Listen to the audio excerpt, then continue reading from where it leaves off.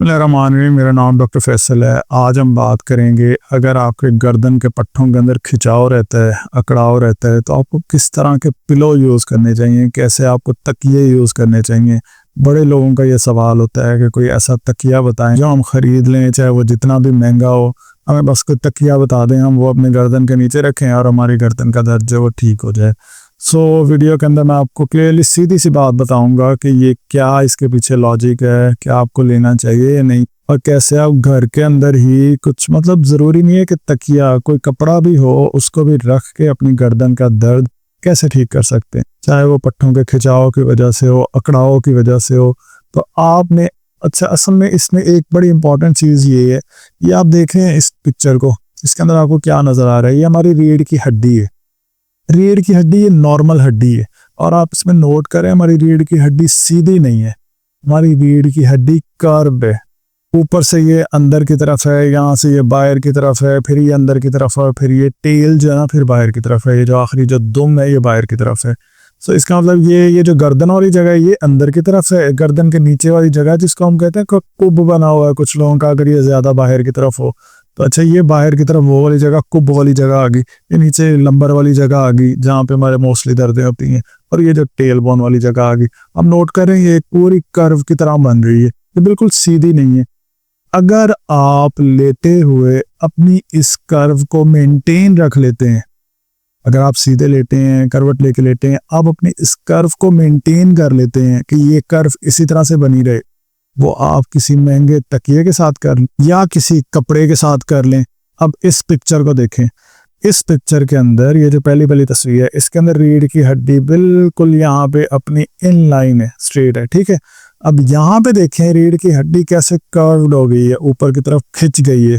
यहाँ पे देखें बहुत ही बेतरतीब है। अब ये तकिया बहुत ऊंचा लिया हुआ है और ये वाला तकिया भी ऊंचा करके लिया हुआ है, लेकिन ये वाला तकिया ऊंचा तो लिया हुआ है, सॉरी यहाँ से नीचे की तरफ है, बट ये जो गर्दन वाली जगह है ना, वहां पे अगर आप नोट करें, ये वाली जो खास तौर पे ये वाला जो पॉइंट है ये ऊंचा है, ये वाला पॉइंट नीचे है। अब इसके पीछे क्या लॉजिक हुई? इसके पीछे लॉजिक ये हुई कि हमारी गर्दन की जो रीढ़ की हड्डी है ना, इसकी कर्व मेंटेन रहनी चाहिए। अच्छा, तो अगर आप यहाँ पे कोई कपड़ा रख लें, इस पॉइंट के ऊपर अगर आप कोई कपड़ा रख लें और ये आपकी जो कर्व है यहाँ पे मेंटेन रहे, तो ये तो कपड़े से भी हो सकती है। इसमें आपको बहुत सारी कंपनीज के इस तरह के पिलोज मिल जाएंगे जिसमें इस तरह की शेप बनी हुई होती है और बहुत हाई क्वालिटी की फोम लगी हुई होती है।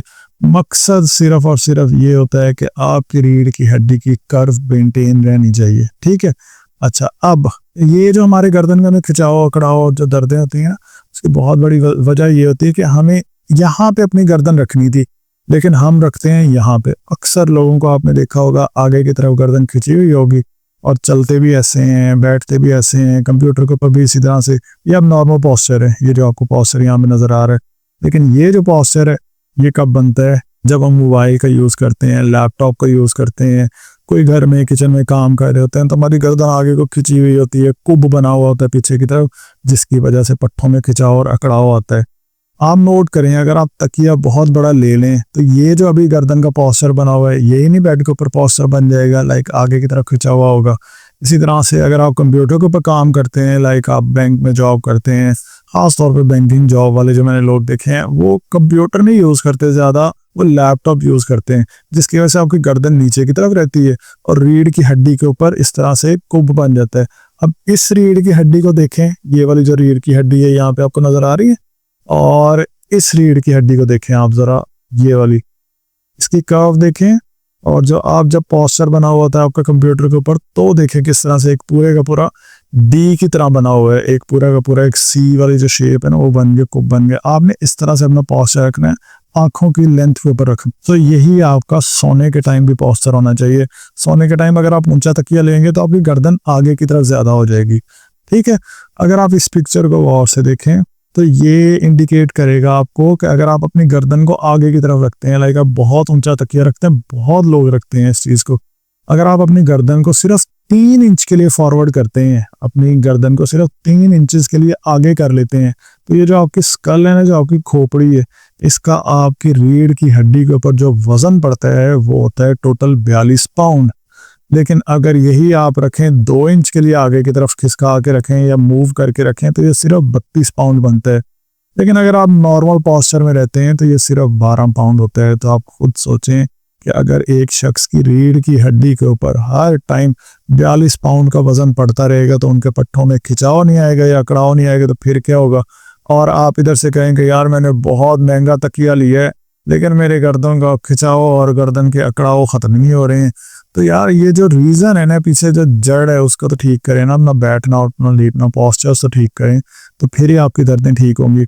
आपने महंगा तकिया लिया या बहुत महंगी मेडिकेशंस ले ली हैं लेकिन आपके बैठने उठने लेटने का पॉस्चर ही नहीं ठीक है, तो फिर आपकी दर्दें कैसे ठीक होंगी। ये जो हमारी मस्कुलोस्केलेटल प्रॉब्लम होती हैं पट्ठों की या हड्डियों की, ये मैकेनिकल प्रॉब्लम होती हैं। और मैकेनिकल प्रॉब्लम आपको ज़्यादातर आपके पॉस्चर से ठीक होती हैं, आपके बैठने उठने के तरीके से ठीक होती हैं। इसके अलावा एक प्रॉब्लम ऐसी होती है कि जिनके पट्ठों को कमज़ोरी हो, लाइक उनके पट्ठे ही कमज़ोर हैं, वो गर्दन को भी नहीं सही से उठा पा रहे और आपके बाजों को ऊपर सही से मूव नहीं कर पा रहे, आपके वो पट्ठे कमज़ोर है ना, फिर आपका अगर पॉस्चर ठीक भी है तो भी आपकी गर्दन के अंदर दर्द आ सकती है। सो इसका बेस्ट तरीका ये है कि आप जिम ज्वाइन करें, आप एक्सरसाइजेस करें, आप नेक के ऊपर स्ट्रेंथ ट्रेनिंग करें, आप जिम के अंदर जा रहे हैं रेगुलर बेसिस के ऊपर अपन मसल्स को बनाने की कोशिश करें। ख़ासतौर पे यहाँ पे जो ट्रेपीजियस मसल्स लगे होते हैं क्योंकि आपकी गर्दन को पकड़ के रखते हैं या आपको श्रगिंग मूवमेंट या अपवर्ड मूवमेंट्स करवाते हैं। सो आपने यहाँ पे स्ट्रेंथ ट्रेनिंग करनी है ताकि आपके पट्ठों की कमज़ोरी ख़त्म हो। लेकिन अगर आपके पट्ठे ठीक हैं फिर भी आपको दर्दें होती हैं तो फिर आप ये देखें कि कहीं आप आगे की तरफ कुब बना के तो नहीं फिरते रहते, अपना पॉस्चर ऐसा तो नहीं रखते हैं, ठीक है। अच्छा, एक ये और दूसरा एक्सरसाइज करनी है आपने, इसे हम चिंटक कहते हैं। जिन लोगों की गर्दन आगे की तरफ चली जाए उन्होंने लेटे हुए या फिर खड़े होकर चिंटक एक्सरसाइज करनी है। आप किसी भी दीवार के साथ खड़े होकर कर सकते हैं। अपनी चिन को अपनी ठोड़ी को नीचे की तरफ टक करना है, 10 सेकंड के लिए होल्ड करना है, फिर छोड़ देना है। 6 से 7 दफ़ा ये एक्सरसाइज करनी है। आप देखेंगे आपके गर्दन के पट्ठों के खिंचाव और जो अकड़ाव ये कम हो जाएंगे। इसके अलावा गर्दन की जो बैक साइड पे पट्टे होते हैं इनमें मोस्टली टेंडर पॉइंट्स और ट्रिगर पॉइंट्स बन जाते हैं सर की जड़ के अंदर, तो वहाँ पे आपने इस तरह से टैपिंग करनी है। सो आप टैपिंग करने के टैपिंग थोड़ी सी ज़ोर से करनी है ताकि आपके मसल्स के अंदर यहाँ पे सर्कुलेशन इंप्रूव हो। सो आप ये 2 मिनट 3 मिनट के लिए कर सकते हैं। अगर आप जॉब पे बैठे हैं, आप शॉपकीपर हैं, आप दुकान पे बैठे हैं, तो ये टैपिंग किया करें। आपके इन पट्ठों के अंदर अकड़ाव नहीं होगा, खिंचाव नहीं होगा, ठीक है। इसके अलावा आपने नेक के स्ट्रेचेस करने हैं। जिस साइड के पट्टे को आपने खींचना है उसके अपोजिट साइड के ऊपर आपने हाथ रख के अपनी गर्दन को अपोजिट साइड के ऊपर खींचना है ताकि यहाँ पे इस जगह के ऊपर प्रॉपरली स्ट्रेच आए। अब इसी तरह से अगर आप ये अपोजिट साइड के ऊपर दूसरी साइड पे करना चाह रहे हैं तो गर्दन को इस तरफ मोड़ लेना है और राइट हैंड को फिर रख लेना है और नीचे की तरफ खींचना है ताकि आपकी गर्दन के दोनों साइडों के ऊपर प्रॉपरली खिंचाव आए, और ये भी 10 सेकंड के लिए होल्ड करना है। सो ये स्ट्रेचिंग एक्सरसाइज है। इसके अलावा हमारी गर्दन ना ज़्यादा नीचे की तरफ होती है। जब हम मोबाइल यूज़ कर रहे होते हैं, लैपटॉप यूज़ कर रहे होते हैं, कंप्यूटर यूज़ कर रहे होते हैं, तो हमारी गर्दन ज़्यादा नीचे रहती है।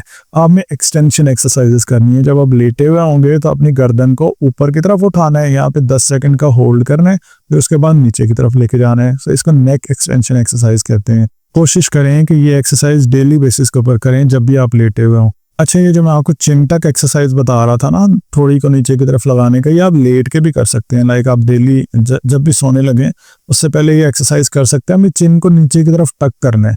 इसको चिन को नीचे स्टर्नम वाली जो हड्डी होती है इसकी तरफ लेके आना है। तो आप नीचे की तरफ टक करेंगे तो पीछे वाले सारे पट्टे जो खिंचेंगे।